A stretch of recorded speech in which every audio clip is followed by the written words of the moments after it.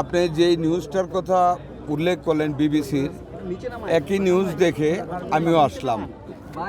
আমি নিউজটা দেখার পরে সাথে সাথে কোনো বিলম্ব না করে আমাদের ডিজি মহোদয় আসছেন, সাথে ডিজি সাহেবকে নিয়ে আমি এখানে এসেছি। আমাদের মাননীয় সংসদ সদস্যদেরও ইনফর্ম করেছি। ঘটনাটা হলো, এখানের জেলা হাসপাতালের সুপার সাহেব যে ইন্টারভিউটা দিয়েছেন এবং যেই মেয়েটার কথা শোনানো হয়েছে যে সে জলাতঙ্কের টিকা দিতে আসছে, সে টিকা না পেয়ে এখানে বলছে টিকা নেই, সে 3টি টিকা বাইরে থেকে কিনে এনে দিয়েছে। আর সুপার সাহেব ইন্টারভিউ দিয়েছেন, উনি সবাইকে টিকা দিয়ে পারবেন না, ক্রমে ক্রমে দিবেন। ওনাকে টার্গেট দেওয়া হয়েছে যে এই টিকা আছে, মাসব্যাপী দিতে হবে।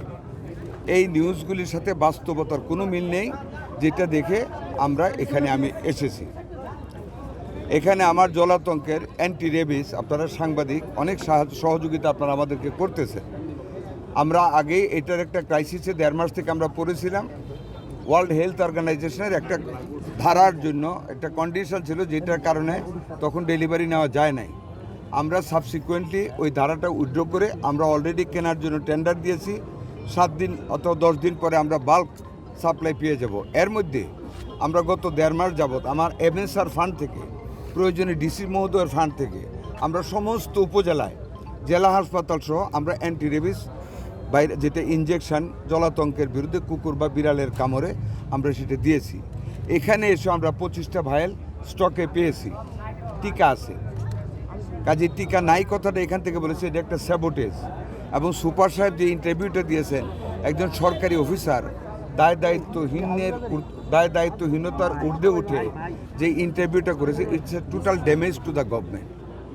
উনি এটা করতে পারে না। যদি মনে করেন শর্টেজও থাকে, আমরা বলেছি আমাদেরকে জানাবেন, আমার ডিজি মহোদয় আছেন ওনাকে জানাবেন, ডিসি সাহেব আছেন ওনাকে জানাবেন, বা ওনার এমএসআর ফান্ড আছে।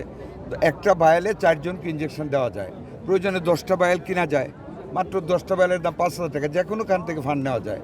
আমাদের ডিসি মহোদয় আছেন, আমার জেলার প্রশাসক এখন নিয়োগ হয়েছে, আমাদের এমপি মহোদয়গণ আছেন, যে কাউরে শেল্টার না নিয়ে উনি একেবারে এরকম একটা ওপেন ইন্টারভিউ করতে পারেন। আপনারা বলেন করতে পারেন? এখানে সমাজসেবা অধিদপ্তরের একটা ফান্ড আছে, সেটা থেকেও না সমাজসেবা যেতে হবে না, আমাদেরই ফান্ড আছে, আমার এমএসআর ফান্ড আছে, যে এখন আমরা খোঁজ করেছি, টাকা আছে, আমাদের ভ্যাকসিনও আছে, নির্দেশনা দেওয়া আছে।